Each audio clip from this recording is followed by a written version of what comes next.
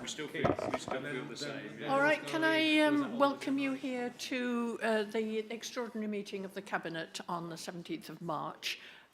This has got one item on the agenda, and that's the interim report on local government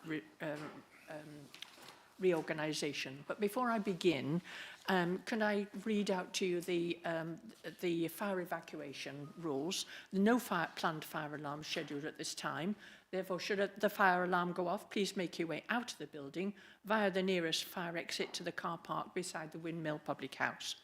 And another item on microphones. Please ensure that the microphone directly in front of you is switched on and logged on.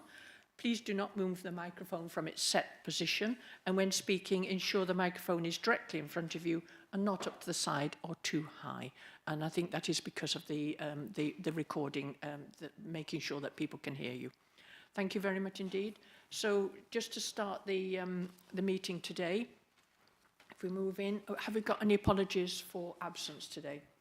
We have no apologies for absence.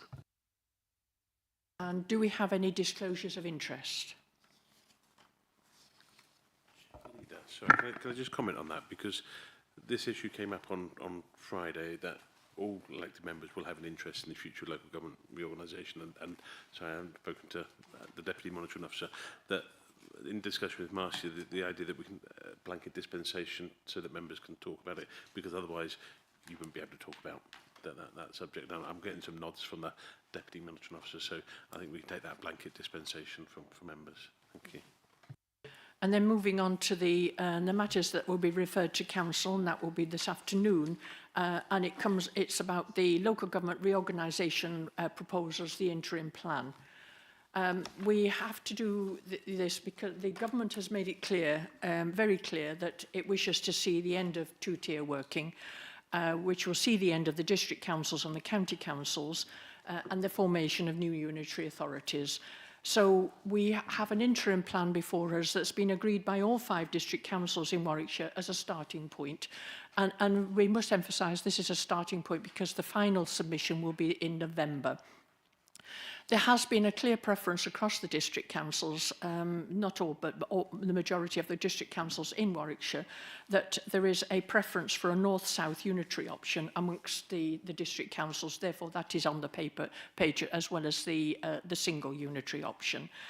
But what we need to do now is not only set out our vision, but also the data that needs to be built for the November submission. And this is why this is before you, not only for the interim plan, but the authorisation for the Chief Executive and the fund of 50,000.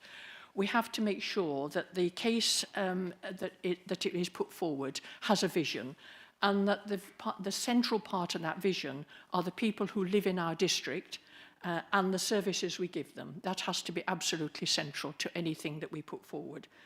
Because making savings is not the same as making sure that local services work well. And what we want is to make sure that anything that moves forward has as its central point our residents, our communities, and making sure that the services we offer them work well. So we have to have a carefully worked out submission. It has to be worked out and backed by evidence. It also has to make sure that it has at its central point collaboration, partnership and inclusion of our communities. And that means that a lot of work will have to be done to make sure that what we put to government is exactly that. And that is why the recommendations are in front of you. So do I have any questions on any part of the report that has been put, the interim plan that has been put, or the recommendations that are in front of you? Okay. Therefore, can I Councillor Wally-Hoggins? Yes, I raised this at Overview and Scrutiny Committee on Friday. We are in grave danger. We are not an isolated council that is, I feel, in this danger. Is that we have, it was a very last minute, it was reasonably unexpected to receive the notification in December. I saw the whites of David and Tony's eyes on the day of the announcement of this. But it's interesting to hear, Councillor Junod, that you make a reference quite rightly to the fact that it is our residents that are at the centre of all of this, and we must be doing the right thing for them, etc., and protecting the services that they expect. However, we can reasonably expect that this will not be a hands-off approach to what's going on at council and from central government, particularly with regard to finances. It will come as no surprise to any of you here that I continue to be concerned about the budget and some of the funds that are earmarked for certain projects, because I believe that there are some very weighty projects earmarked with some considerable sums of money that should not be going ahead in light of Councillor I Wally-Hoggin, have not finished speaking, Susan. we are talking about an interim plan going forward. Could I focus So on that, please? yes, I am doing that. How very rude. So what I would go on to say is that with the interim plan, I would have liked to have seen far more financial thought process with that, and that simply setting aside £50,000 initially in order to move that forward, I think is potentially is not enough. I need to know how much more money there is available to us and what we're going to do with regard to the budget in light of the scale and rapidity of this moving forward and the need to protect services. So thank you. I've now finished speaking. No, thank you. Thank you very much indeed. Councillor Crump, you also wanted to come in.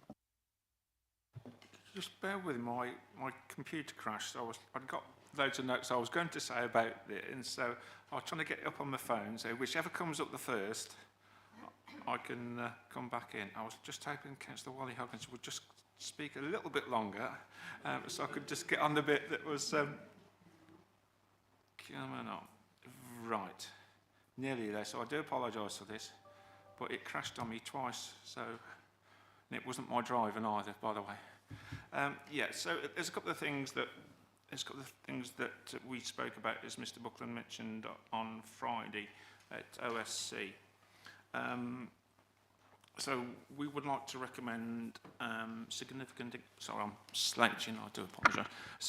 engagement with parish and town councils, and suggested utilising the parish forum, again composing a programme of engagement, and for all members, not just cabinet or whatever, all members, all of our 41, to help disperse information to parish and town councils throughout the wards. It was also noted that all members should encourage residents and local councils to respond to the government's consultation, which, according to Mr. Buckland, is likely to be in 2026. I think I was listening rightly, wasn't I there, David? Good stuff. And then the committee requested that it continue to be involved throughout the process before November 25, particularly to look at the financial implications, staffing and public engagement. Mr. Buckland confirmed that he and the Section 151 officer would attend overview and scrutiny committee as required. So I think that was basically a reasonable summary. Mr. Buckland, we kept on being interrupted, so he did a sterling job on Friday. So thank you for that, David. And yeah, that's basically the feedback from overview and scrutiny. Can I take those points on board, because they were well made. One of the things that we have to do, and we say, is engage with the parish and town councils, as well as other parts of our community, and the parish forum, which was recently set up, that is a very valuable tool, and we will make sure that is that we will engage as part of the. We have to go. This is going up to the November submission, making sure that we have full collaboration, partnership, and working with others as well. Councillor Coucher. Thank you very much indeed. I think it's really, really important that we realise as a council we have a responsibility for our residents to deliver the services that we currently are doing. And we have got a budget for this year in terms of doing that, a balanced budget, a prudent budget, and something that I think we certainly have passed, and we need to implement that. I really don't understand why we constantly get this harping on about we need to be cautious and save money. Yes, we always are cautious, and yes, we do save money, and we do have reserves. And frankly, our financial position is a strong one. I am more concerned, frankly, that money from Stratford District is going to be actually exported to supplement financial issues with regard to the County Council and issues north of the Council. I think it's really important that whilst we do this exercise, which is very, very important, and we give attention to it, we do not deflect ourselves from delivering the overall aims that we have for this council, and we continue to do that and to exercise our budget as we've agreed. Thank you. Just before we move on to the final agenda, final recommendation, I'd also like to be able to emphasise something that I read recently from the District Council network. And I think it's worth saying this, that it's not being supersized that makes a council high-performing or financially stable. It's years and years of hard work by dedicated public servants who have worked for councils such as ours for so many years, as well as clear leadership that they get as well. But we mustn't forget that the District Council has performed well, and we want to make sure that whoever takes over, it does continue to work well for the benefit of our residents.